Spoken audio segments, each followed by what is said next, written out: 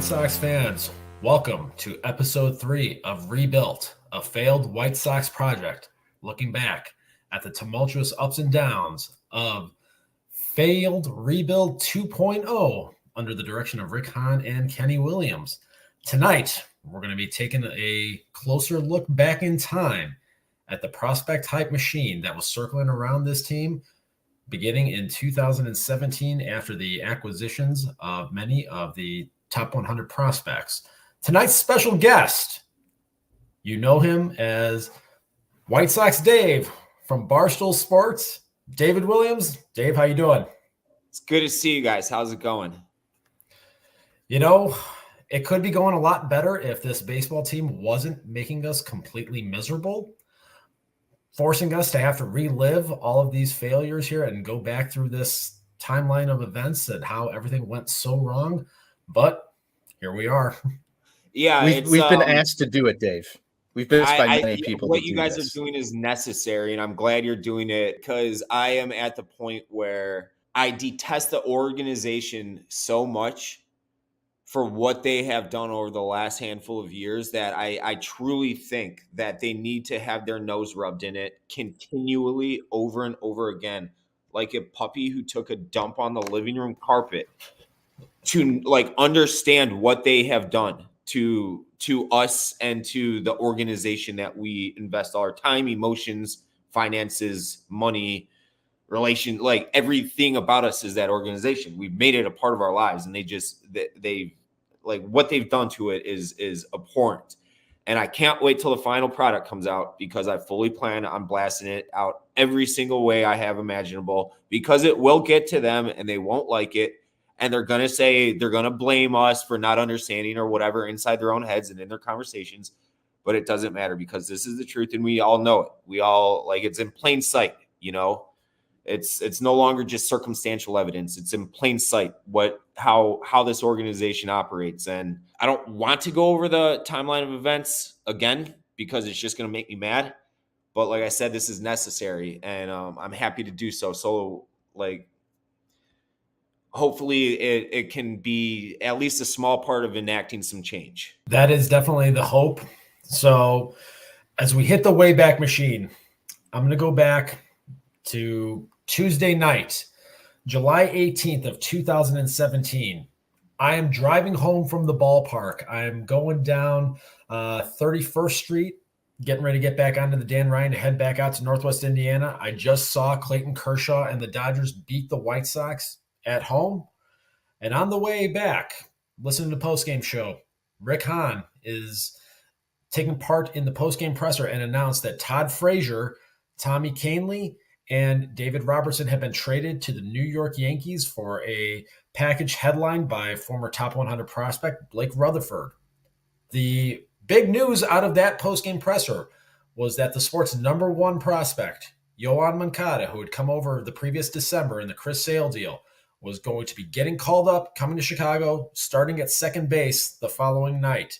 I know I was pretty giddy driving home, knowing that I was coming right back there in less than 24 hours for what we all thought was going to be the beginning of the most prosperous era of White Sox baseball with Moncada's ascension here and all the prospects that were expected to follow him. Dave, on that night when you got the news that Moncada was getting called up, where were you at mentally? It's go time. Finally, it's go time. They're doing things the right way. Like we had referenced conversations that I had kind of sort of had publicly with Hahn prior to us hitting record today.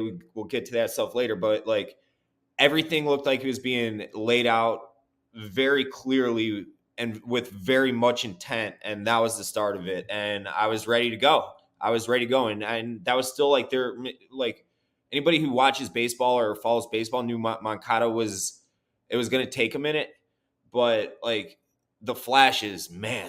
Like, I was like, that guy's going to be a dude. And when was the last time a dude played for the Chicago White Sox? Like, Konerko, great. Tomey was, like, later on in his career, DH. Frank Edward Thomas is the answer. That's the answer, right? That's the answer. There's your answer. Albert Bell for a year, 2 years, whatever. But, like, that's it. And I thought it was going to be Moncada. I'm like, this guy is going to be the truth. We're talking 30 home runs, 30 stolen bases. Like he can play any position, switch hitter, hit with power, hit with average, walks on walks, which they never fucking do. They haven't ever done since Tomei and Konerko years. Everything was in front of us, the whole world. And lo and behold, Dave, on that night when you got that news, I'm not sure if you were employed at Barstool at the time or not full time. I was not. No. So did you guys record an emergency red line radio for this at all? Did we? I can't remember if we did or not. Like we were in the mode to do so at that time because we were hustling and bustling like crazy to like legitimize ourselves. So we probably did. We were at the ballpark the next day, obviously. Like I wasn't missing that. Running into everybody you talk to on the internet, like Steve said, that like this community that we've built up since, social media really became a thing over the last decade or so. And like seeing everybody and all the adulation that was just at that stadium at the time, it was incredible. The buzz, it was amazing. For a team that year that lost 90 plus games, and when Moncada got called up, like you talked about, there was a buzz in the crowd that night. And do you remember what it felt like when his name got announced and he stepped into the batter's box and everybody gave him that standing ovation that night? Do you remember what was going through your mind when that happened? Yeah, just like I said, like this is it. Like I want to say he walked, correct? He did. It was a 10 pitch at bat. There were multiple foul balls. Yes. He walked. So he walked, and yeah, awesome at bat, and he looked comfy. He didn't have the body language he has in present day, like that stadium can get loud in spite of only having 25,000 people there. It can get very loud. And that at bat, it was like a playoff at bat. Everybody was juiced up for it, even though we all knew that the team was looking down the barrel of a 90 plus loss season. And those vibes they vanished over the proceeding years. And I would love to be a fly on the wall of those like coaches, players meetings, players only meetings, and front office meetings, just to know where it went wrong. And I hope there's like someone will just give me the tell all one day, even if like I'm not in media or anything. I just would love to know for peace of mind, like what happened. I think I have an inkling what happened, but like I'd love to know what actually happened. I think we all really would. I think that's one of the reasons why we're kind of doing this retrospective and trying to, like you said, bring a lot of this to the forefront here for a lot of people. Because, look, I'm knocking on the door of 40. I have not seen the White Sox be very successful throughout the course of my lifetime. I know both of you are younger than I am, but we all thought that this was it. And they went about this process. They had 10 top 100 prospects at one point here. And there was supposed to be this continual pipeline of talent. Then guys like Michael Kopech coming along, Zach Collins. 102, yeah. Right. And you just Dane Dunning and name after name after name. And we all thought, hey, you know what? We suffered for a long time, but you know what? We're going to get to bear the fruits of those labors. And when this process started with Moncada and Lopez and Giolito there in 2017, the early returns were mediocre at best. And then you go to the following year in 2018, Lucas Giolito was famously the worst pitcher in baseball, as was immortalized in Guaranteed Rate commercial. Moncada had his ups and downs, so the early returns were not great. And then you have Michael Kopech coming up, blowing out his elbow. So early on, within the first year of this process, a lot of things started to go wrong. And when things started to take a negative turn, did you waver at all in your belief that this thing was going to stay on the right track? So I go through this in my own head way too often to this day, because it's like it's an exercise in futility, and I know it's just going to drive me crazy, but like I cannot pinpoint where I know for a fact it went wrong. That changes for me every single day. But back in 2018, when Moncada struggled and Giolito struggled, I had differing opinions on them. Giolito, to me, he was throwing flat 90, 91, 92 mile an hour fastballs. I'm like that. How are you going to just all of a sudden find 5-7 miles on your fastball?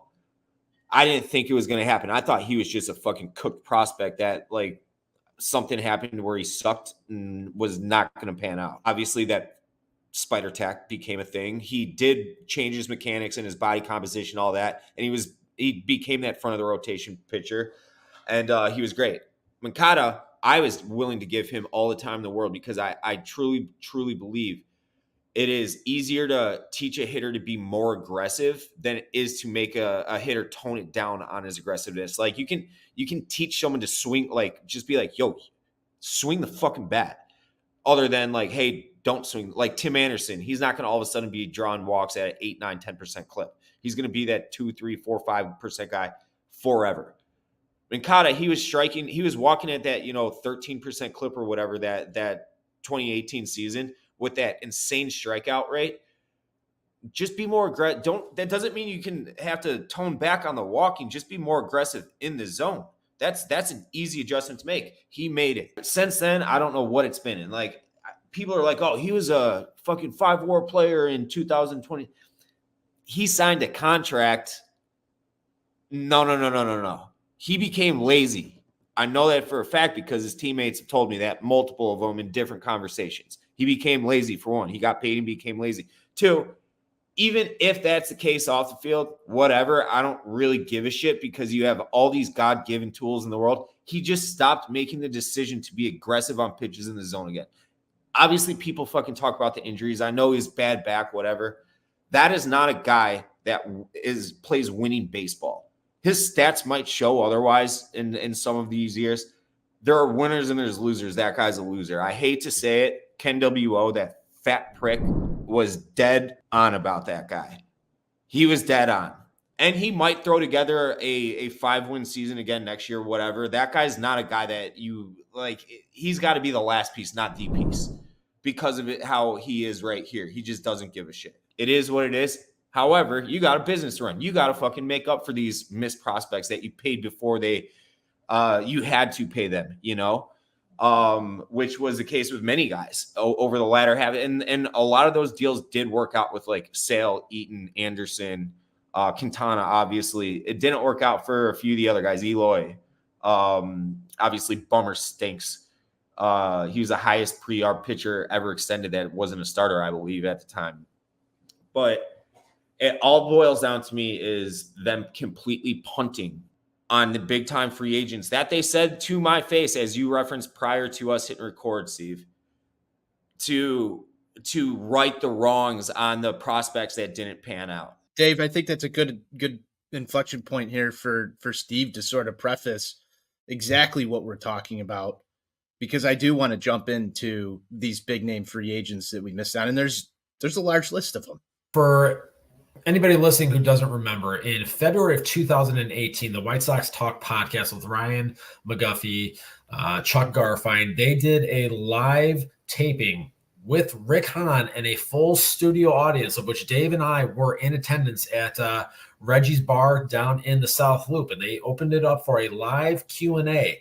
And I remember that night, Dave getting up, getting on the microphone and asking Rick Hahn, one-on-one to a man, will this team shun the reputation that it has about not going after premium talent, especially leading into that following winter when Bryce Harper and Manny Machado were the 2 premier free agents in that free agent class that everybody was talking about, the winter meetings in Vegas of 2018. And Rick Hahn sat up on that stage and told all of us, well, I can't guarantee that we're going to convert on these guys, but we're absolutely going to make, the White Sox a destination place for premium free agents. Now, granted, look, my Rick Hahn impersonation isn't as good as my Ken Williams, but that's basically what he told all of us in the audience that night. And what a crock of shit that was. I actually used the exact figure that Machado ended up signing for. I'm like, what if it's like a 10-year, $300 million deal? Because everybody and their fucking mother knew that was the exact year and the exact dollar amount that would get him signed. Everybody and their mother did. Everybody and their mother. That whole winter, Dave, you and I are. He made it he tried to make it a destination. He brought in Yonder Alonso, John Jay. Who was the John Jay? Mm-hmm. Went with the friends and family plan instead of, offering the Benjamins, as they like to say in the business there. Um, that was obviously one of the most frustrating couple of month period there. And I remember all the twists and turns that were going along with this. Dave, we're in a Twitter DM group with a lot of other people that are in the White Sox Twitter space, and just the daily minutia that would go on, looking at grainy pictures of, oh, is Manny Machado wearing a White Sox hat backwards? Oh, look at the color of his glove, and everything that everybody is talking about. And for them to just not offer the money. Sent me flight logs from like wherever he was coming from, Miami, call it, to Milwaukee, because they didn't want to fly in, and that they spotted him outside of the Milwaukee airport, and he was heading south to Chicago on 94. And I was like, this is it. They're signing Machado today. I remember seeing all that stuff too. And then, the announcement comes that Machado is signing with the Padres. And I remember the media scrum asking Rick Hahn if they were going to pivot to Bryce Harper. And he said something to the effect of, I'm not even going to comment on that. And then we come to find out after the fact that they have a meeting. Jim Thome, the Cleveland Indian, is involved in the meeting, and they don't even make Bryce Harper an offer. And you listen to all of his clips now, and it was very apparent he wanted to be a Chicago White Sox. He wanted to be part of this. He absolutely did. That was on one of our podcasts. I had our Philly guy that was interviewing Harper at the time ask him that specifically.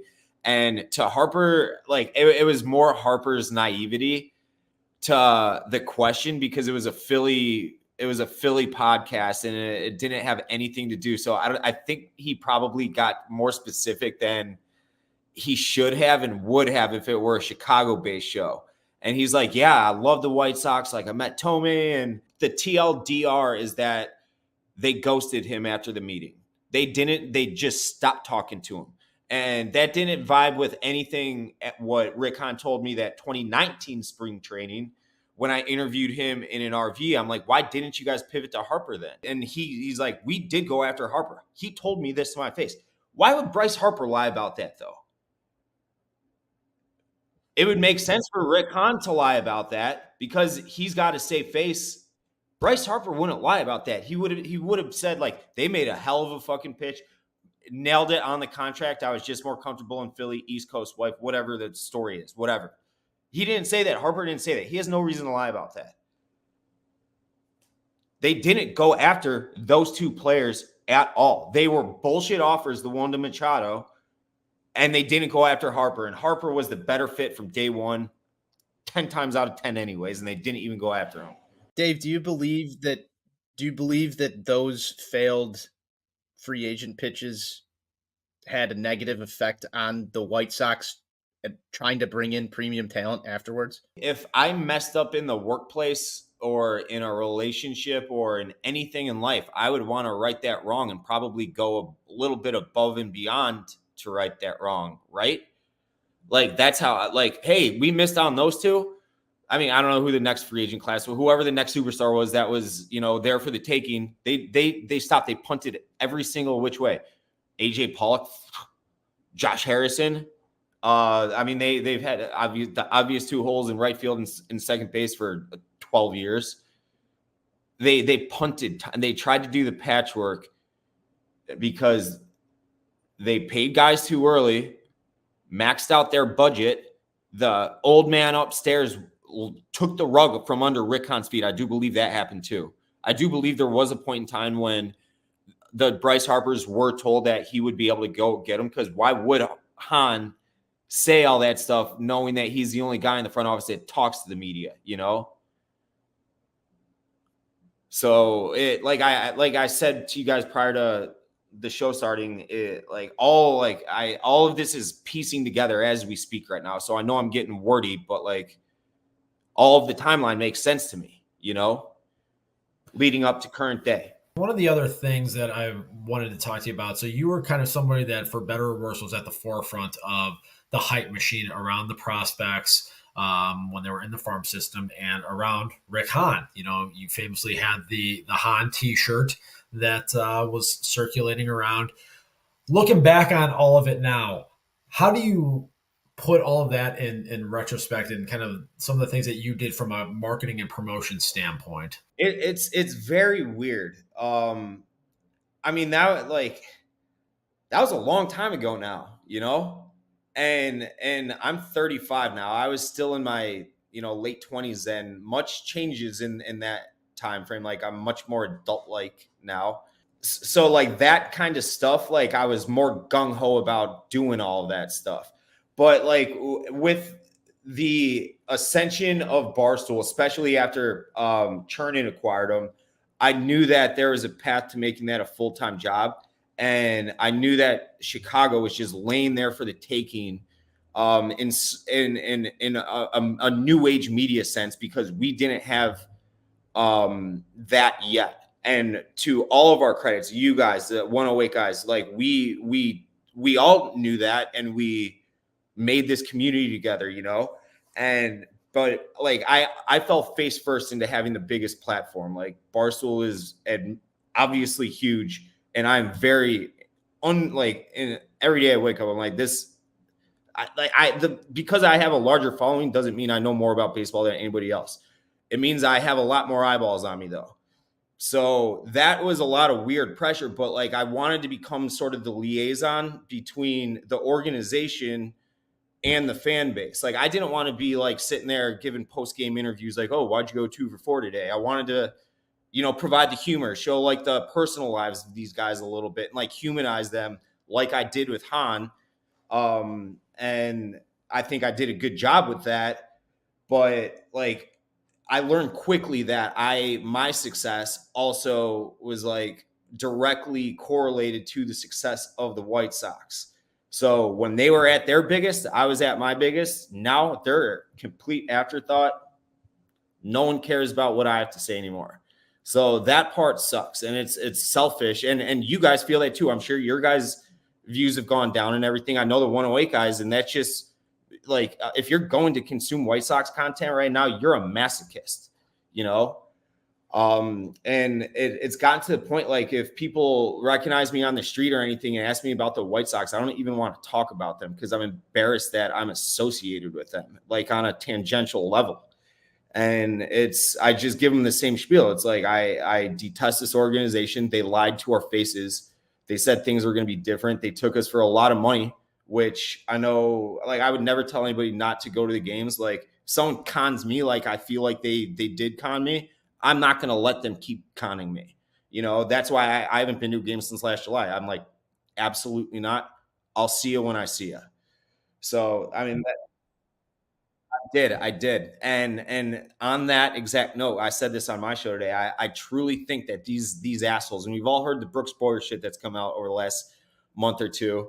I think that's a way to sell season tickets, to monetize the anger of the fan base, because there are people so pissed off. Like, say Pete Hand, someone like Pete Hand that doesn't have a season ticket package, that's just a lunatic fan. He dropped that $1,000 so he could go give them his 2 cents behind closed doors without cameras going, because that's what it's going to be. That's all it's going to be. It's going to be them giving the season ticket holders their yes man bullshit. It's not going to be televised. There's not going to be any clips of it or anything. It'll be very controlled, and they are hiding from us. And to me, that's bullshit. That's bullshit. So just in perspective for everybody who's listening to this, if you're not familiar with what Dave's talking about, we used to have a thing called Sox Fest. Dave, have you ever gone to Sox Fest in the past? I started going in high school when I was on the Bull Sox teams, and I would work the events and drive myself there. My dad started taking me in like 8th grade before I could drive and everything, but I've gone every year for like the last 20 years. After COVID 2020, obviously everything was sort of shut down the next winter. That was the first year that there was no Sox Fest. This year they're holding a season ticket holders only party. Dave, I'm fairly certain everything that you said right there is exactly how that's going to go. Steve, I know you've got, or at least are still part of a plan, but I think everybody on this call right now has canceled their season ticket within the last season. Yeah, it wasn't under my name, but I had a package that I had my own seats, and I told him absolutely not. I truly, it's an abusive relationship, and giving them more of my money, I enable it to like giving your sister who's a cokehead like money to go do drugs. This is my career to talk about the White Sox to an extent, to a large extent, and like I've put my foot down. I'm not entering that stadium until like they have proven that they have changed, and I don't see that happening under the the evil man upstairs. You talked about the views that have disappeared from this. We had the height of, I think, the White Sox content creation period there during the rebuild 2.0, the one that we're dissecting right now. I think it was a little early the first go round, for social media, at least with Rick Hahn and his tenure. Do you think, in your mind, would this have gone downhill faster for Rick Hahn, Kenny Williams, had there have been this new age media throughout that first attempt for Hahn? Do you think that, in theory, all of the voices here, all of the canceled ticket plans, the failed rebuild, do you think that's what led to their ousting? No, no. I think he's impervious. Jerry Reinsdorf is impervious to any sort of criticism at all ever. I wouldn't be well. I'm not going to speak in a facetious manner right now. He knows what Twitter is. Obviously, he knows that the fan base is pissed. Obviously, I don't think he really cares. I think that he surrounds himself with a portion of the fan base that is in like sweet life, that are a bunch of suits that are like, oh, they're not us. They're not the fans that are losing sleep when you lose to the Twins in April. He's not talking to this kind of fan. He's talking to all the guys that are the fans upstairs. And he's like, oh yeah, things are probably going all right. He's cutting his investors dividends every year. All is well is in his world, but he's like, oh man, we're losing a lot of games. I got to make a switch. Let's get Chris Getz in here. That's what's going on in his head, Steve, I'm curious for your thoughts on this one as well. Do you think that if Twitter was what it was through Rebuild 2.0, do you think Hahn and KW make it that far? I don't think that it would have had much of an impact, only simply because, right around 2016 when the Sale and Eaton trades were taking place is really when Twitter kind of, I think, started to take off within, especially within the White Sox fan base, right? I think that's when White Sox Twitter really became a thing more so than anything. And, to his credit, Hahn did a tremendous job of selling the fan base on the rebuild. We talked about this in episode 1 about, needing to pick a direction. Do you try to patch things together with kind of that core foundational group of Chris Sale, Jose Quintana, Adam Eaton, and Jose Abreu, and really try to build around that? Or do you tear it all down, go to the studs, and try to fix it from the ground up?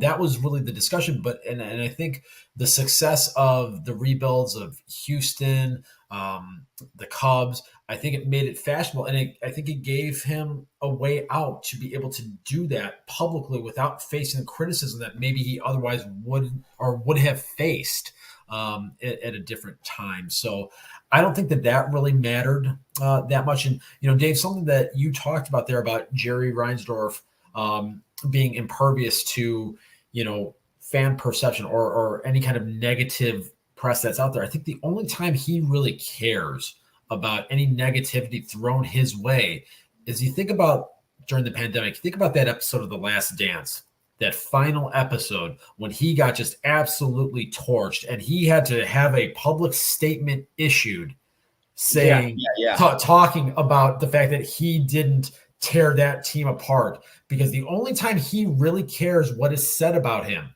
is when it comes from people like Bob Nightingale in the national media, people that he feeds his information to. When it gets to that level, then he cares.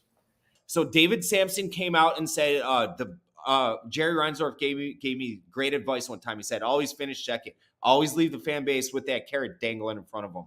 I saw that, and as I'm like, even when I was like tight with the White Sox, I was always very vocal about my anti-Reinsdorf thoughts, and they never said a peep about that or held that against me. But that came out. And without hesitation, the White Sox reached out to me to say that's not true. He never said that. And I was like, and I thought it was weird at the time. I'm like, okay, like how do you know I think he said that? Because I haven't said anything about it yet, But I'm like, okay, like whatever, sounds good. And I didn't really make that big of a stink about it. And I even gave them the benefit of the doubt and believed them. I remember. Looking back, that I do not believe that. And like there's been so many little tea leaves and cookie crumbles that have like led me to change my opinion, that I fully believe that is how he operates. He's looking to catch lightning in a bottle with a second place roster that's built cheap, that might have a non-zero chance at winning it all. Recreating 2005. Yes, exactly. Yes. I mean, mean, and Dave, I love that team. That team was damaged goods. It was a bunch of cast off damaged goods guys, AJ was non-tendered by the Giants the year before. I remember Bobby Jenks was fucking in prison in the California Penal League with, Chuck Sheen. Who else was a cast off? Carl Everett was Jermaine Dye shattered his leg. Like, there was all cast offs, but they won it. That's the blueprint for Jerry Reinsdorf. Dave, there's a couple of things that you mentioned along the way here, and I want to hone back in on one of them. You're in your late 20s when a lot of this started, and it was, billed as a decade of dominance for the Chicago White Sox. You were doing a podcast with Carl, Redline Radio. You guys talked on that show a lot about how Chicago was going to be the center of the baseball universe. I remember saying this multiple times. Obviously, we know where we're at today. What do you think the long-term damage of this failed rebuild is going to do for the next few generations of potential baseball fans in the city? And how long do you think that can continue on? Yeah, like I tell people this. Like I grew up in Wheaton, Illinois. So if you take Roosevelt Road straight west 30 miles, you'll cut through Wheaton, Illinois. It's smack straight west of Chicago. Where I went to high school, I would say it was about a 60-40 split Cubs fans to Sox fans. Now, like I've asked over the years since 2016 when the Cubs won it, like what the split was growing up in my area from like friends, younger brothers and sisters or whatever. They're like 90, like nobody's a Sox fan. Nobody, like they've done this to themselves though. Like they've done this to themselves. And like, this is something like, I don't know if you guys have James Fox on or plan to for this, but I vehemently disagree with. And he's like, I don't care about the Cubs. We are not competitors with the Cubs. That is, to me, unequivocal bullshit. You're competing for eyeballs, people's dollars, just fans in general. Like that's a competition right there. And you have gotten gutted from it. Not that the Ricketts have really done much since 2016 to help their cause, but like, they're swimming laps around Jerry Reinsdorf, and it's their own fault. They don't. It's not that like it's not even like that. They're the Rockies where they're just forgettable. They do just detestable stuff, like the gun in the belly fat this year. There was that 1 week where it was like 3 things in a week. It was the gun in the belly fat. Well, because 2 days prior to that was when the Crane's Chicago Business article came out about them possibly looking at Nashville. Exactly that.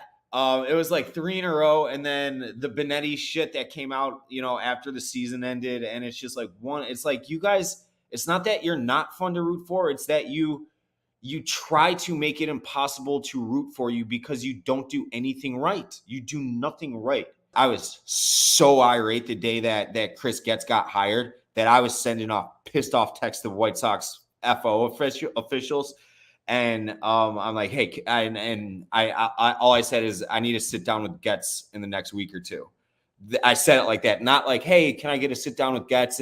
Which is usually, and it's like they sent a response the next day. And hold on, I will read it word for word right now. You've been pretty public about no longer being a fan. No, not sure what the value would be in that. I'm not a fan. I drove around Chicagoland selling your GM's face on shirts. I quit my very, very high paying logistics job to cover you guys for a pay cut of 50%. 50%. I invest money in season, and you're going to tell me I'm not a fan because you guys can't do just the simplest things right.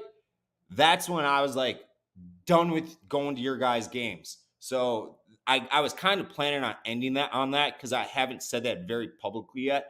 But it's like, are you fucking kidding me? Not a fan? I'm such a fan that people call me your team's fucking name, you losers. I'm sorry, like I get pissed off talking about all this. And you can see I'm getting visibly heated, I'm sure. But it's like, it's gross. I mean, this is, something that I know Anthony runs into, and I run into this all the time. I mean, look, I work, the company I work for is based out in the East Coast, out in Philly. The guy that runs my company is a Mets fan, and then I work with a bunch of Phillies fans. Oh yeah. So yeah. Mm-hmm. And anytime anything comes up negative about the White Sox, everybody's always coming to me. Mm-hmm. Times a million. You know how many times I got asked about the chick with the belly fat gun? I'm talking not like just in public, but like across all forms of media. It's like, I don't know. Their metal detectors didn't work. Why are you asking me? Because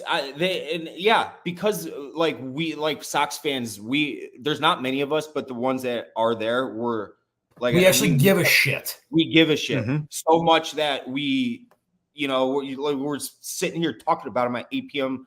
on December 20th. We give a shit. We're vocal and loud. So when you guys do something bad, people are coming to us asking why you're doing those bad things. And they don't get that. They think we should be grateful. We're the little family fun. Like, no, we don't care about family fun. Like, I don't care if they get rid of the entire menu. I want you to win baseball games. I don't want Elvis Night or any of that shit or fireworks or Cascade. Win fucking baseball games. That's it. That is all we want. That is it. It's a very, very simple ask, and they don't do it. They refuse to do it. And here's, one of the things that I always talk about frequently. So as I mentioned, I'm going to be 40, when opening day hits this year. In my lifetime, the Tampa Bay Rays, who didn't exist until 1998, I have seen them play more playoff games than the Chicago White Sox. That's fucking embarrassing. And you mentioned a great point, and I was over by the ballpark last week, and I took a picture of the ballpark, and I literally put the caption on the tweet, "I hate what this place has done to me." Because that's what this whole thing, this whole failed rebuild, everything that we have gone through here, it has ruined us, and it has jaded us in a way that I don't think other fan bases really understand. See, I deal with like you guys all know Frank the Tank. He's the biggest guy on baseball Twitter. I know a lot of Mets fans until they had Steve Cohen. There are people that understand our pain and can empathize with us. I mean, I would love to be excited about Colson Montgomery because I think he's going to be great, but I'm not, because they're not going to do anything with him. They're not going to win anything of substance with him. He's not going to be some lifer with the White Sox. I've resigned that fact that they're going to have to trade him in a few years. And that's a sad state of existence. And he hasn't played a professional fucking at-bat yet. Not at least a major league at-bat, This is one of the things Tony and I were talking about, in the fact that with this failed rebuild process and how everybody was so invested. And I remember having my laptop up, watching games in Winston-Salem, watching games from the fucking blimp in Birmingham and Charlotte. I'm not doing that again. I paid for an MILB package to watch minor league games for $10 a month or whatever it was. So I'm not doing that again. No, I'm not doing it again. And people are like, "Oh, fair weather fan." You're like, I'm like, it's exhausted. I'm exhausted. It's emotionally taxing to put yourself into a position where you have to hope for success, even though you know that the success that you hope for isn't going to happen, because all the same processes to reach that success never change. Like, I hope Chris Getz can prove me wrong and that his hires that he's made with Bannister and all them are like I don't see it happening though, especially with like how Shohei Ohtani just signed for $700 million. Sox haven't cracked $100 million. Free agents are only getting more expensive. You know, you had an opportunity to sign Bryce Harper for what is already unbelievably an under market deal, and you punted. Machado was already out of the first fucking deal he signed because he outperformed the first 5 years when he had to opt out. Losers. Dave, you've had the opportunity through this rebuild to speak with some of the players on your show and develop relationships with some of those guys. You don't have to get into specifics, but in terms of how you would gauge, at least from your perspective, the morale of some of the players who've played on this team, did you see any warning signs from that throughout? No, not throughout at the all. rebuild? So I'm not going to name names. Obviously, people who follow me closely will know who I'm talking about and everything, but I'm not going to name names. Just I don't want to go down that road. But no, they all very much like Tony and respected Tony. They all very much like Griffel and respect Griffel. They have a collection of players that got paid too soon, became divas, became clubhouse issues, and it just didn't gel right for whatever reason. Like, Gio's been on a few podcasts and said that, and he's told me the same thing. He's like, man, I don't know how it didn't work, but they didn't hate each other. He's like, in any clubhouse, you're going to have the Latin guys hang out with the Latin guys. You know, that's just human nature. He's like, that's literally everywhere. Of course, that's true. But he's like, there's never any rifts or anything. Funny enough, I heard that the biggest fight that the White Sox got in, this was told to me, you guys wouldn't know this former player, but former player told me to my face what happened with Eaton Abreu and Frazier back in 2016. And it was a legitimate shove in the locker moment. There was never anything like this. And I would have heard that kind of shit. They just didn't gel on the field. They just didn't win. I don't know.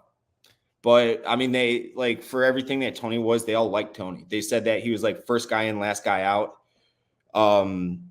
Like they obviously knew like the intentional walks with the 2 strikes and all that. They, of course, know that's beyond the height of stupidity to do that. But they're like, yeah, we gave up the bombs afterwards. They would pin it on them. There was accountability. I heard the big bastard was not pleasant in the clubhouse over the last year and a half, unfortunately. There was that right before Hahn and Kenny Williams got the boot. There was a little back and forth after Lance Lynn got dealt between Hahn and Kenyon Middleton and Lance Lynn, if you remember that. Of course you guys do. I got a text from a guy no longer with the White Sox, and I quote tweeted, it sounds like Dallas Keuchel might have been right. And I was very on the record at the time as being like, fuck Keuchel, fuck Keuchel, fuck Keuchel.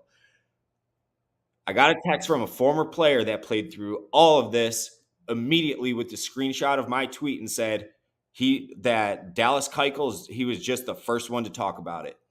He's the first one to talk about it.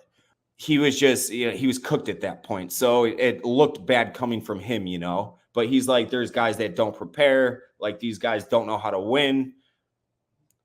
If it was Cy Young Keuchel, that would have been a different story. It happened to be old Keuchel who still knew how to prep. He just couldn't prep anymore because his body wouldn't let him because his arm wasn't what it used to be, So there was a lot of that kind of stuff. But it's funny you bring up the Keuchel stuff. I remember the reaction was so positive amongst the fan base when Dallas Keuchel was finally gone. I mean, we've got a clip on the show from Steve telling Dallas Keuchel to never open his fucking mouth ever again, because it was the first, and I think that the White Sox sort of set themselves up for this, Dave. It's because they wouldn't cut bait with players who were visibly bad. And when they cut ties with Dallas Keuchel, everybody thought, okay, we're finally getting rid of the crap. Yeah. Now, over the last few years, I've developed a lot of relationships in and around baseball, players, agents, front office, bat boys, doesn't matter. And I've learned a lot about what goes on behind the scenes, and there's a reason that I have been very vocal about over the last couple of years about the guy that I just texted Steve about. And it's because he's a guy that gets it and played. Now he wasn't physically gifted. You need more guys like him that want it. And as much as I know that's like the James Foxes and even you guys maybe of the worlds will hate hearing that, I want to get back to a point where they play just clean baseball. That's one of the things that we talk about all the time on the shows is not doing what Johnny likes to call little league bullshit. I don't think that's a crazy thing to say either. My question to you on that one is we had this giant community of everybody was excited about all the prospects. There's so much argument and discourse that takes place on Twitter, wherever, about each and every single one of these guys. Why do you think it's become that hostile? It's wins and losses, you know. If they were winning, it wouldn't be. Now that they're losing and they become who they become, it's like, you know, it's bedlam in the community. I miss being in the weeds in it, you know, but like there's nothing even really to talk about anymore. And that's sad. I should be getting geared up for the calendar to change over and be 6 weeks away from pitchers and catchers, but I'm not. I think that's probably the prevailing winds amongst everybody else, unless you're like truly a lunatic, like some of these fans unfortunately are, for like their own mental health. It's unfortunate for them. No, I think you're spot on with that. I mean, look, I go to spring training every year because my birthday is in mid-March. I don't know that I'm going to go see the Sox at all while I'm out there. What for? You can go have a lot better time at a lot better places. No, go to Talking Stick and spend the whole weekend in the East Valley. Don't even go out west. I mean, I plan on spending a lot of time in Scottsdale. I can tell you that. Exactly. So, Dave, thanks for joining us. Steve, you got any final questions for Dave before we wrap up the hour here? No, I think we covered a lot here on hitting the Wayback Machine, looking at the hype around all the prospects here, the call-ups that happened, and kind of what it did to us from a content creation standpoint, and just how this fan base and our mental state is just continuing to suffer because of it. No, keep doing everything you guys are doing. I can't wait to see the finished piece. I honestly think that this is important, and that like it will come across people's desks that matter. I assume, I would hope, because you got to have some sort of gauge on what the feeling is of your consumer base, and like I would hope something happens where they're like, you know what, there's like an introspection, look in the mirror moment, where like we have to do this right for the sake of like people's lives. I don't trust that. It's funny you say that. It's just baseball, but it's that much more. I think it's life or death. A lot of people. It's life or death. I've made it very well known that my mood is, for better or worse, heavily impacted by how this fucking baseball team is playing on a day in and day out basis. It's bad that we're like that. It's bad a sickness. That we're like that. Yeah. And I don't want to be like that, because they piss me off to the point where like I'll be catty with other people that deserve zero of it, you know? And I'm like, sorry, my team, the only thing I care about on this planet